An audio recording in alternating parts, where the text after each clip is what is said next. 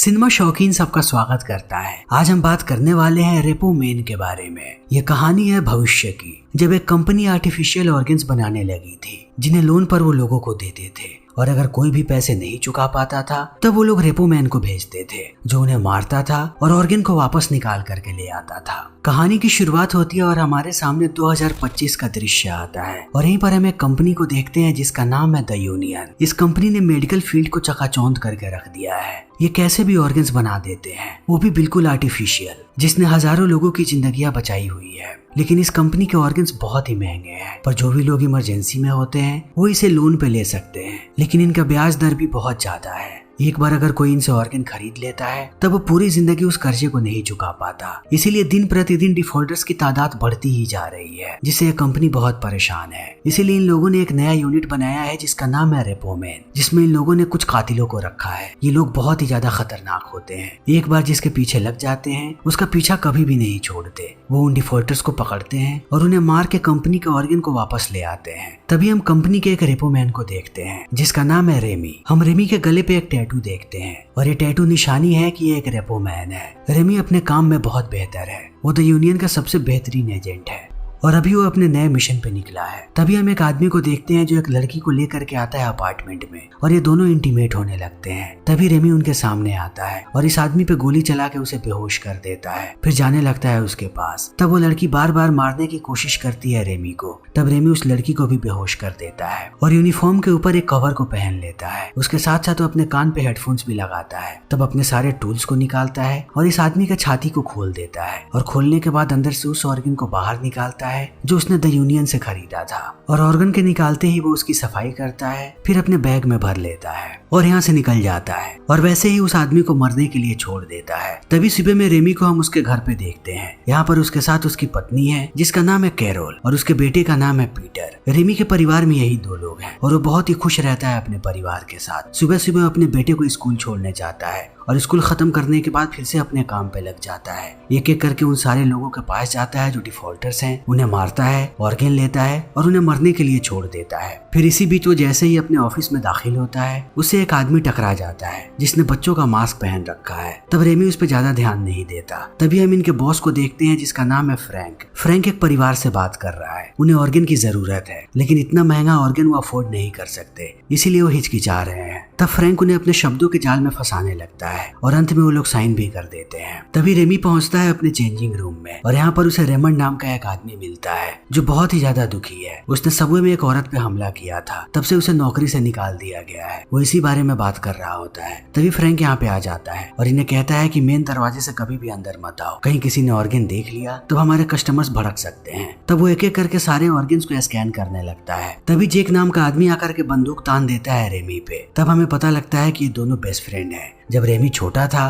तब जेक उसे स्कूल में बहुत ही बुली किया करता था, लेकिन एक वक्त के बाद ये दोनों सेना में भर्ती हो गए और एक साथ इन दोनों ने बहुत सारी लड़ाइयां लड़ी और वहीं पर इनकी दोस्ती हुई। लेकिन जब युद्ध से ये दोनों वापस आए तब द यूनियन ने इन्हें काम का ऑफर दिया और कहा कि तुम लोगों की मदद करोगे, इससे बहुत सारे लोगों का भला होगा, क्योंकि ये हेल्थ केयर का काम है। तब से ये दोनों काम करने लगे और इन्हें काम में ऐसे ही मजा आने लगा। इन लोगों ने दोबारा कभी इस बारे में नहीं सोचा कि वो क्या कर रहे हैं और उसका लोगों पर क्या असर पड़ रहा है। वो ऐसे ही मजे लेने लगे अपने काम का। ये दोनों जब भी मिलते हैं तब बच्चों की तरह एक दूसरे से लड़ते हैं। तभी जेक रेमी को कहता है कि आज मैं तुम्हें बियर पिलाऊंगा, मेरे साथ चलो। तब रेमी कहता है कि पहले मुझे कैरोल के पास जाना है, मैं उसे बता दूंगा तभी तुम्हारे साथ चल पाऊंगा। फिर रेमी पहुंचता है कैरोल के पास और उसे कहता है कि वो बाहर जा रहा है। तब कैरोल उस पर भड़क जाती है। इन दोनों में थोड़ी देर तक तू मैं होती है, लेकिन अंत में रेमी यहाँ से निकल जाता है। तब जेक उससे पूछता है कि आखिर दिक्कत क्या है। तब रेमी बताता है कि कैरोल को मेरा काम पसंद नहीं आता है। उसे लगता है कि मैं लोगों को मारता हूँ और ये चीज बिल्कुल भी अच्छी नहीं है। मुझे अपना काम बदल देना चाहिए, लेकिन मैं अपने काम को नहीं छोड़ने वाला। तभी इनकी गाड़ी रुकती है एक रेड लाइट पे और जेक एक बंदे को स्कैन करता है। तब उसे पता लगता है कि उसे आर्टिफिशियल हार्ट लगा है। फिर ये दोनों उससे मजाक करने लगते हैं। रेमी उस आदमी से कहता है कि तुम्हें पता है ना, तुमने अगर कर्जा नहीं चुकाया तब तुम्हारे साथ क्या होगा। हम आएंगे और तुम्हारे शरीर को फाड़ के उस हार्ट को बाहर निकाल लेंगे। तब इस बात को सुनते ही वो आदमी डर जाता है और दौड़ करके यहाँ से भागने लगता है और इस चीज को देखते ही ये दोनों बहुत हंसते हैं। फिर पहुंचते हैं एक बार में और बहुत सारा शराब पीते हैं। तभी रेमी की नजर पड़ती है बेथ नाम की एक लड़की पे जो यहाँ गाना गा रही होती है। तब रेमी उसे ही देखते रह जाता है। वो बहुत देर तक उसे देखता है लेकिन अंत में घर वापस आ जाता है। वापस वापस आते ही उसकी नजर पड़ती है कैरोल पे। तब वो गाना बजाता है और धीरे धीरे कैरोल के पास जाने लगता है ताकि वो उसके साथ इंटीमेट हो सके, लेकिन कैरोल उससे दूर चली जाती है। तब रेमी जाता है अपने बेटे के पास उससे बात करने के लिए कि उसका दिन कैसा था आज का। तभी संडे का दिन आ जाता है और रेमी यहाँ पर एक बारबेक्यू पार्टी देता है। तब पार्टी के दौरान जेक उससे बात करता है और कहता है कि एक कस्टमर है जो इधर से ही गुजरने वाला है, मुझे उसका डबल कमीशन मिलेगा, तो तुम मुझे अनुमति दो कि मैं बाहर ही उसे मारूं और मार करके ऑर्गन निकाल लूं। अगर तुम मेरी मदद करोगे तो मैं तुम्हें आधे पैसे दे दूंगा। तब इन बातों को सुनने के बाद रेमी थोड़ी देर तक सोचता है और अंत में हाँ कह देता है। फिर ये लोग बाहर जाते हैं और जेक उस आदमी को पकड़ लेता है, फिर टैक्सी के अंदर ही उसे मारता है और ऑर्गन को बाहर निकाल देता है। तभी कैरोल इस चीज को देख लेती है और ये नजारा बहुत ही भयानक है। तब वो रेमी को कहती है कि आज तुम्हें दो में से एक को चुनना पड़ेगा, या तो तुम मुझे चुनो या तो अपने काम को चुनो, क्योंकि मैं इस चीज को और ज्यादा नहीं झेल पाऊंगी। तब रेमी भी परेशान हो जाता है और शाम को जेक को कहता है कि मैं इस बारे में बात करूंगा फ्रैंक से, लेकिन जेक कहता है कि आज हमें काम करना पड़ेगा, हमें काम पे जाना है। इस बीच जब ये लोग जा रहे होते हैं तभी हमें द यूनियन की नई टेक्नोलॉजी के बारे में पता लगता है, जिसमें डैमेज ब्रेन्स को ये लोग ठीक करने की कोशिश कर रहे हैं। लेकिन इसमें एक नई तकनीक है जिसकी मदद से ये लोग इंसान को अनंत काल के लिए सपने में भेज सकते हैं और सपने में वो अपनी जिंदगी जी सकता है।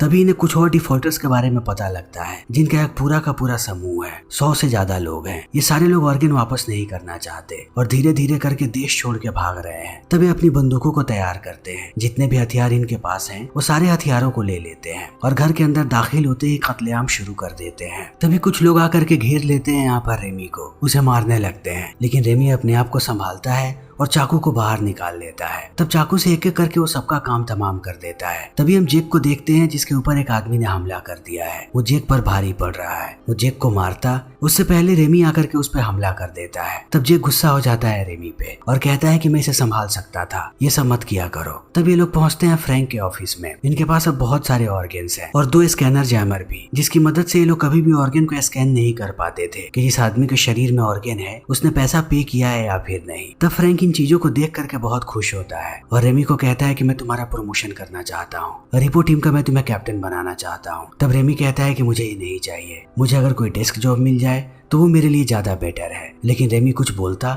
उससे पहले जेक उसकी बातों को काट देता है और कहता है कि रेमी इसके बारे में सोच के बताएगा। फिर ये दोनों यहाँ से निकल जाते हैं। तब रास्ते में जेक समझाता है रेमी को, लेकिन रेमी कहता है कि नहीं, अभी जो मैं काम करने जा रहा हूँ वो मेरा आखिरी काम होगा, उसके बाद मैं डेस्क जॉब ले लूंगा। तब जेक उसे छोड़ करके निकल जाता है। फिर रेमी जाता है अपने आखिरी मिशन पे और मिलता है एक आदमी से जिसका नाम है टी-बोन। टी-बोन एक म्यूजिशियन है। वो रेमी को देखते ही समझ जाता है कि रेमी यहाँ पर क्यों आया है। रेमी भी टी-बोन का फैन है। तब टी-बोन उसे कहता है कि मैं एक नया गाना बना रहा हूँ, क्या तुम मुझे थोड़ा वक्त दोगे? मैं जैसे ही गाने को कंप्लीट करूंगा तुम अपना काम शुरू कर सकते हो। तब रेमी भी मान जाता है और इंतजार करने लगता है। जैसे ही गाना तैयार होता है रेमी कहता है कि तुम इस गाने की चिंता मत करना, मैं प्रोडक्शन हाउस तक गाने को पहुंचा दूंगा। फिर वो टी-बोन को कहता है कि जमीन पे लेट जाओ और उसके छाती पर वो लगाने जाता है एक शॉक मशीन को, लेकिन मशीन खराब रहती है, इसीलिए उल्टा शॉक लग जाता है यहाँ पर रेमी को और वो बेहोश हो जाता है। तब 3 दिनों के बाद उसकी आंख खुलती है हॉस्पिटल में। फिर वो अपने सामने पाता है फ्रैंक और जेक को। तब जेक बताता है कि कैरोल भी यहाँ पर थी, लेकिन उसे पता लगा कि तुम्हें होश आने वाला है, तब वो यहाँ से चली गई। तभी रेमी को पता लगता है कि अब उसे भी आर्टिफिशियल हार्ट लगा दिया गया है। तब रेमी गुस्सा हो जाता है और कहता है कि मुझे यह हार्ट नहीं चाहिए। फिर वो चलते हुए बाहर निकलता है और खुद से ही प्लग्स को बाहर निकाल देता है, लेकिन प्लग के निकालते ही बहुत ही ज्यादा खून बहने लगता है। तब दोबारा रेमी बेहोश होने लगता है और वो समझ जाता है कि बिना आर्टिफिशियल हार्ट के वो जिंदा नहीं रह सकता। तब वो भी इस चीज को एक्सेप्ट कर लेता है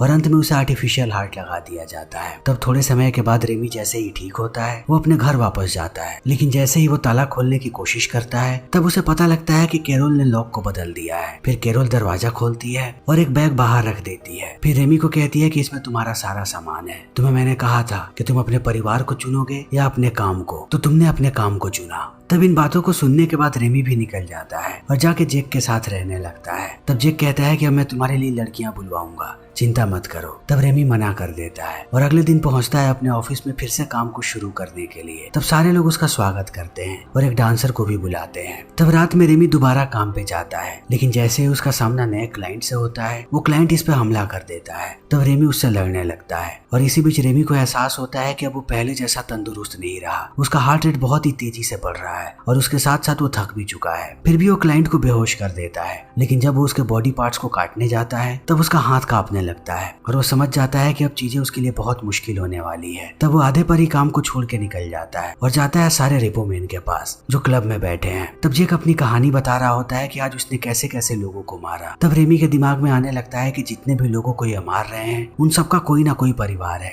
इसीलिए ये काम गलत है। और ये चीज अब रेमी को अंदर से खाने लगती है और वो जेक को पूरी बात बताता है कि आज वो काम पूरा नहीं कर पाया। तब जेक कहता है कि कोई भी दिक्कत की बात नहीं है, तुम बस थोड़ा आराम करो, फिर हम एक साथ काम करेंगे और तुम्हारे साथ काम करके मजा आएगा। लेकिन अगले दिन अब रेमी पहुंचता है अपने घर के पास ताकि वो अपने बेटे से मिल सके। फिर वो अपने बेटे को गले लगाता है और जाने लगता है। तभी कैरोल उसे देती है एक इन्वेलप और कहती है कि तुम्हारे बहुत सारे बिल्स पेंडिंग हैं, तो जल्दी इन्हें भर देना। फिर रेमी सेल्स का जॉब ले लेता है, लेकिन वो बहुत ही ऑनेस्ट है, इसीलिए उसे कोई भी नए क्लाइंट्स नहीं मिलते। वो उन्हें पूरी सच्चाई बता देता है। तब वो लोग डर जाते हैं कि रेपो मैन आखिर उसके साथ क्या करेंगे। लेकिन अब रेमी को कैसे भी पैसे चाहिए, तब वो घोड़ों पे पैसे लगाने लगता है। लेकिन इस काम में भी वो बेहतर नहीं है, वो पैसे बार बार हारता है। तब एक दिन जेक उसे अपने साथ लेकर के जाता है। वो एक आदमी को बेहोश करता है और रेमी को कहता है कि अब तुम इसका ऑर्गन बाहर निकालो। लेकिन इस बार भी रेमी कुछ नहीं कर पाता। तब जेक उस पर गुस्सा हो जाता है और कहता है कि अपने हालत को ठीक करो, फिर जब तुम पूरी तरीके से ठीक हो जाना तभी मेरे पास आना। और इतना कह के वो चला जाता है। तभी वो आदमी उठ जाता है जिसे इन लोगों ने बेहोश किया था और वो सर पे वार करता है रेमी के।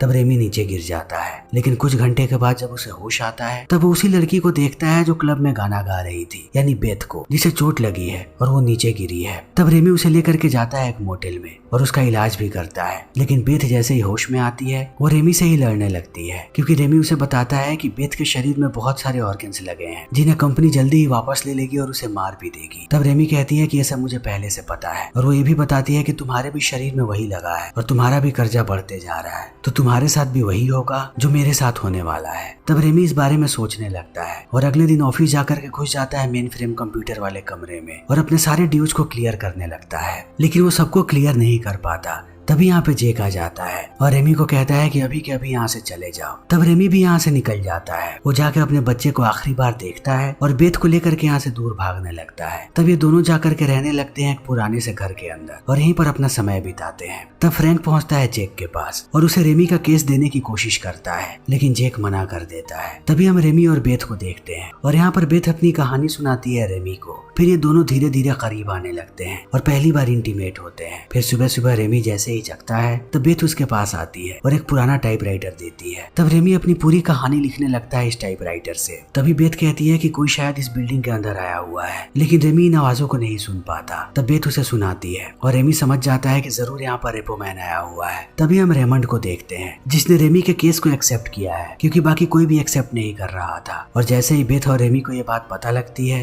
वो अपनी चीजों को लेकर के यहाँ से भागने लगते हैं, लेकिन उसे एहसास होता है कि वो इतनी आसानी से यहाँ से नहीं भाग सकता। तभी वो देखता है कि छत के बीच में छेद है। तब उसे एक आइडिया आता है, वो वहाँ पर एक पर्दे को बिछा देता है और बेथ जाकर के दरवाजे के पीछे छुप जाती है। तभी रेमंड कमरे में आता है और वो रेमी को कहता है कि मैंने नहीं सोचा था कि तुम इतनी आसानी से पकड़े जाओगे। फिर वो जैसे ही आगे बढ़ता है पर्दे पर पैर रखते ही वो नीचे गिर जाता है और घायल हो जाता है। तभी बेथ आती है रेमंड को देखने, लेकिन ये छत बहुत ही कमजोर है। बेथ के नीचे की भी छत टूट जाती है। फिर बेथ जैसे ही नीचे गिरती है उसका घुटना टूट जाता है, जो कि आर्टिफिशियल है, और रेमंड इस चीज को देखते ही मारने की कोशिश करता है बेथ को। तभी रेमी ऊपर से टाइपराइटर फेंक देता है रेमंड के सर के ऊपर, जिससे रेमंड की मौत हो जाती है। फिर ये लोग रेमंड की गाड़ी में बैठते हैं और जाने लगते हैं शहर की तरफ। तब रेमी बेथ को कहता है कि मैं तुम्हारे घुटने को ठीक करवा दूंगा शहर में। तब बेथ कहती है कि इसकी जरूरत नहीं है, उसके पास बहुत सारे टूल्स हैं और उन टूल्स की मदद से वो खुद ही अपने घुटनों को ठीक करने लगती है। तब तक ये लोग पहुंच जाते हैं यूनियन के ऑफिस के नीचे। फिर रेमी उस मास्क वाले लड़के को देखता है, फिर वो उसका मास्क चुराता है और अंदर ऑफिस में चला जाता है। कोई भी उसे नहीं रोकता, लेकिन वो जैसे ही फ्रैंक के ऑफिस में जाता है उस पर हमला कर देता है और कहता है कि तुमने रेमंड को भेजा मुझे मारने के लिए। और इतना कहते ही वो रेमंड के गले की चमड़ी फेंकता है फ्रैंक के सामने, जिस पे टैटू बना था रेपो मैन का।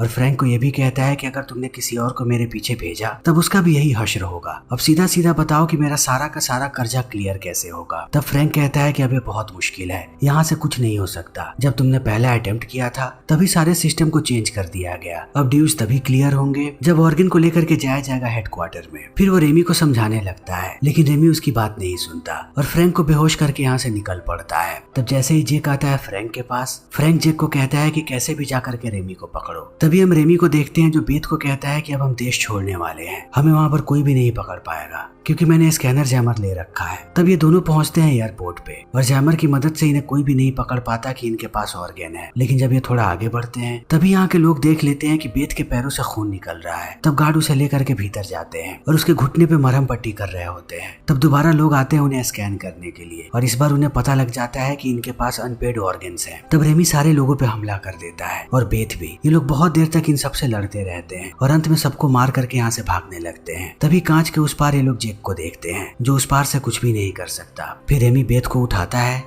और यहाँ से भागने लगता है और भागता हुआ पहुंचता है अफजरी नाम के एक आदमी के पास जो इलीगल ऑर्गन का धंधा करता है। लेकिन बेथ के घुटने को देखने के बाद वो कहता है कि मैं ये काम नहीं कर सकता, ये काम सिर्फ अलवा कर सकती है। फिर ये लोग पहुंचते हैं अलवा के पास। तब पता लगता है कि अलवा दो बहनें हैं जिनमें से बड़ी बहन सिर्फ एनेस्थीसिया देती है लेकिन ऑपरेशन छोटी बहन करती है जिसकी उम्र बहुत ही कम है, जिसे देख करके रेमी भी डर जाता है। लेकिन जब वो काम करना शुरू करती है तब रेमी शांत हो जाता है क्योंकि ये छोटी सी बच्ची अपने काम में माहिर है। वो बेथ के घुटने को ठीक कर देती है। तब ये लोग दोबारा वापस जाते हैं अफजरी के पास। तभी देखते हैं कि अफजरी के ऑर्गन्स को निकाल लिया गया है और अफजरी की मौत हो गई है। तभी जेक आता है यहाँ पर रेमी के सामने और कहता है कि मैं तुम्हें मारना नहीं चाहता, अभी के अभी मेरे साथ वापस चलो। तब रेमी कहता है कि मैं तुम्हारे साथ वापस नहीं जा सकता, जब से मेरे साथ वो हादसा हुआ तब से मैं बदल चुका हूँ। तब जेक कहता है कि वो हादसा नहीं था, वो सब कुछ मैंने किया था ताकि तुम घायल हो जाओ और डेस्क जॉब ना लो। तब इस बात को सुनने के बाद रेमी आग बबूला हो जाता है और जेक से लड़ने लगता है। इन दोनों के बीच बहुत देर तक घमासान लड़ाई होती है लेकिन एक वक्त के बाद अब जेक भारी पड़ने लगता है रेमी पे। फिर रेमी को नीचे गिरा देता है। तब रेमी अपने चाकू को बाहर निकालता है और उसे घुसा देता है जेक के पैर में। तब जेक रेमी को बेहोश कर देता है लेकिन जैसे ही रेमी की आंख खुलती है वो देखता है कि जेक उसके बगल में लेटा हुआ है, वो भी बेहोश, क्योंकि उस पे बेथ ने शॉक वाली गोली चलाई थी, इसीलिए जेक बेहोश है। तब रेमी कहता है कि यहाँ पर बहुत सारे रेपो मैन आने वाले हैं, हमें जल्दी ही भागना पड़ेगा। तभी यहाँ पर चारों तरफ वो लोग भर जाते हैं जिनके पास अनपेड ऑर्गन्स हैं और वही इन्हें बचाते हैं। लेकिन जैसे ही एक लड़की की नजर पड़ती है रेमी के टैटू पे, वो उस पे बंदूक तान देती है क्योंकि उसे लगता है कि रेमी भी रेपो मैन है। तब रेमी अपने स्कार्स दिखाता है और कहता है कि मेरे भी बॉडी के अंदर एक ऐसा ऑर्गन है जिसके लिए वो मेरा पीछा कर रहे हैं। तब ये लोग शांत हो जाते हैं लेकिन अब रेमी बहुत परेशान है, वो रात भर नहीं सो पा रहा है। तब वो बेथ को कहता है कि हम कभी भी यहाँ से नहीं भाग पाएंगे, अगर हमें आजाद होना है तो उसका एक ही रास्ता है कि हम हेडक्वार्टर में जाएं और सबको तबाह कर दें। और यही करने के लिए लोग जाने लगते हैं। लेकिन मेट्रो में रेमी की मुलाकात हो जाती है कैरोल से। तब कैरोल डांटने लगती है रेमी को, वो उसकी बात ही नहीं सुनती। तब रेमी का बेटा कैरोल को टेजर से बेहोश कर देता है और रेमी को कहता है कि मैं आपका इंतजार कर रहा हूँ, जल्दी ही आकर के आप मुझसे मिलना। तब रेमी बेथ के साथ निकल जाता है